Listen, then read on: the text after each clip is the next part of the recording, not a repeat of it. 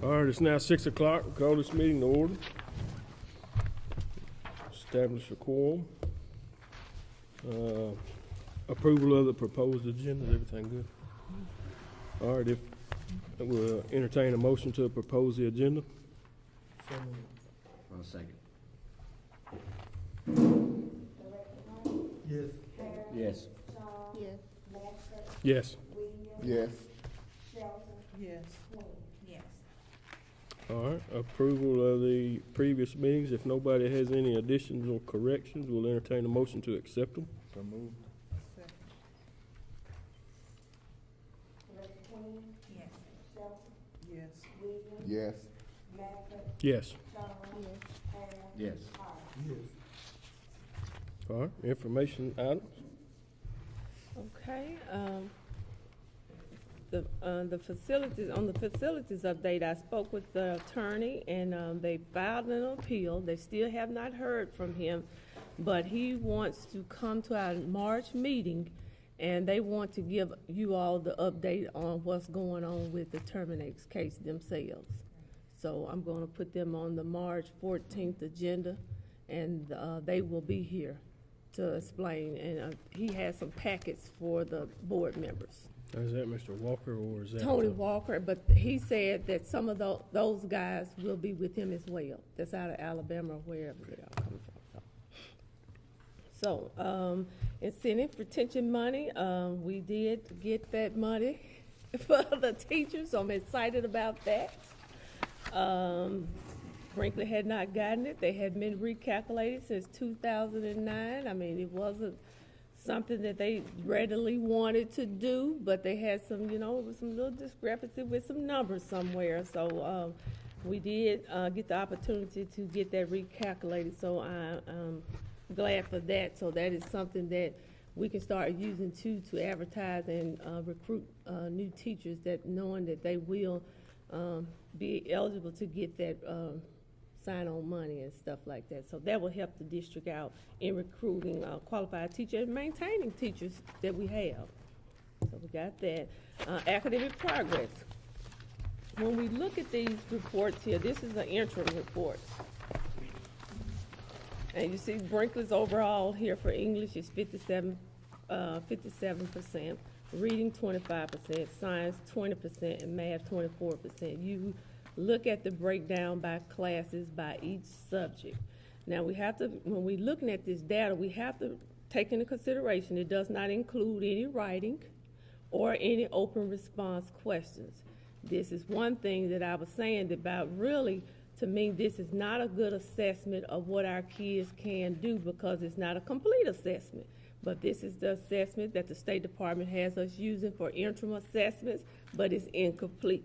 So we have to rely on classroom assessments and our Renaissance assessments to get a total picture of where our kids are. And so even though this looks like in some places the numbers do not look good, our kids are making progress. When we look at the entire picture, we have to look at the other data, because this data is not conclusive, because like I said, it doesn't include the writing or any open response questions. So in looking at that, take that in consideration.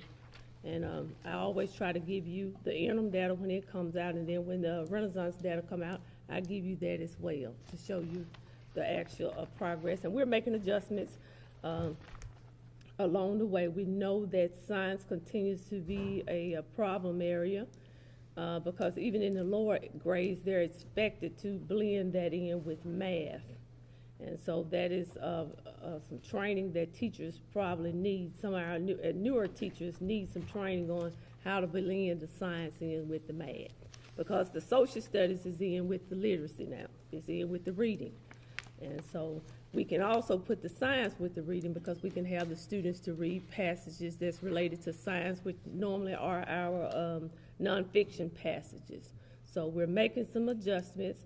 And I'm constantly trying to work with the principals on getting the PLC process up and running, because we do know that that's one way we can do job embedded professional development for our teachers, because we have the opportunity to talk about what the kids are learning, what they're not learning, why they're not learning. And then we are working on creating some common formative assessments, and we know in some of the grades we only have one teacher. So it would be, they call that the Singleton model. And so we're working on getting that up and going so that we can measure kids more effectively based on our standards. So. How much does it affect the scores when you calculate the Renaissance Center? When you calculate the Renaissance Center, you're pushing close in a lot of these areas upwards to 50%. The state even, and here's what people don't take into consideration, when you go back and look where the state is, we're not that far below the state. And I continue to say it. They look at the letter grade, but let's talk about what's wrapped up in the letter grade. You're talking about student attendance. You're talking about retention of students, kids that may be retained. We're talking about dropout rate. We're talking about course offerings. When you talk about schools that are in Northwest Arkansas or even in Little Rock or somewhere that's able to offer computer science classes on a larger scale, they're getting points for that. So it's not just test scores that causes a school to get that alphabet rating, that D, that C. It's things like that. We don't have the staff, we don't have the funding to hire the staff to offer that computer science class that we may need, and so that affects our point. We have children dropping out, that affects our point. So we have kids that are not coming to school, that affects our points. So it's a lot of those things that factor into that letter grade, and I'm working on a piece now, how can we educate the public on what your school is rated on, because a lot of that is parent control. You can control if your kid drop out of school. You can control if your kid comes to school. You can control those things. And so educating the public on how they can help us with some of those factors that the school is being penalized for. Okay, outsourcing the company, we had the pre-bid meeting today. One company showed up and we actually did go around and look at the facilities at the high school, at the elementary. They watched the process, and so what the next step is for them to actually bid on actually getting a job, and then that'll happen at the end of March, and then they'll bid on it. We'll set a date to open the bids publicly, and then that's when we'll get ready to bring it back before the board. So they have some criteria. We have a scoring rubric. We have all that in place to see which company to choose. So. All right, financial items. The current bank statement balance as of January 31st is $2,173,470.49. The financial summary for the Board of Education for the month ending January 31st. The funds available for operation, the beginning balance is $1,295,068.38. The receipts from the prior month are $957,066.89. The current month receipts for January, $514,444.37. The available balance is $2,766,579.64. The expenses from the prior month, $363,068.47. Expenses from January, $401,511. The total available after expenses brings the operating balance to $2,217,000. The available balance from the restricted fund, the building fund, $625,013.16. The debt service fund is in a negative of $140,115. The federal fund is in a negative of $35,411.74. The activity fund has $63,383.30. The cafeteria fund is in the negative of $4,985.36, which brings the total balance for all funds to $2,479,884.54.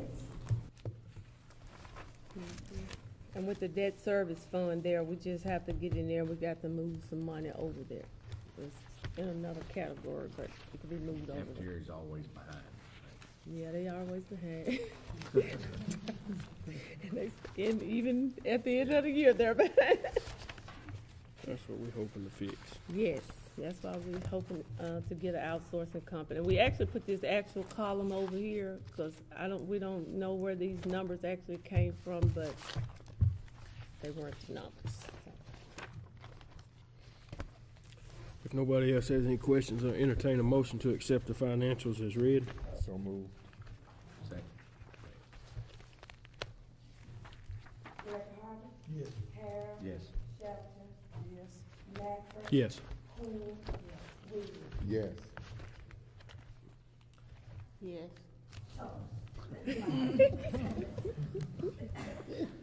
All right, action items? Okay, the auditor stated that we needed to clarify the date on the sick leave incentive policy.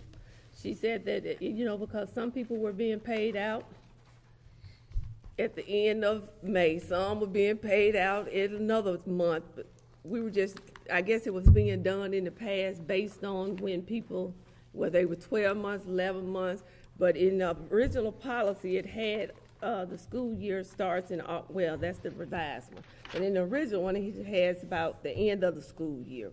And so she was like, we needed to clarify what was the end of the school year. So school year starts in August and ends in May. So we just simply added that statement. She said it needs to be some clarity with that, and we need to get some consistency on when we paid it out for everybody. So, and like I said, we were just doing it. I guess the practice was last year was just like, you work 12 months, you got it, I don't know, at the end of June, and people in 9 months, people were getting it in May. They just want some consistency and some clarity. So that's why we put it in there like that. All right, y'all heard the superintendent's recommendation. Got any questions on that? If not, we'll entertain a motion to accept it. I'll second it.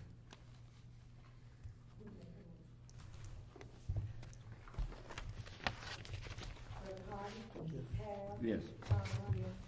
Yes. Williams? Yes. Shelton? Queen? All right, it is now 6:14, and we will move into executive session. All right, it's now 7:21. We call the meeting back into order. No action was taken in executive session. We do have some recommendations. Okay, I recommend that you accept the resignation of Ms. Kendra Williford, third grade teacher. So moved. Second. I made the motion. Okay, just make sure. They looking over here like, what you said? Director Harvey? Yes.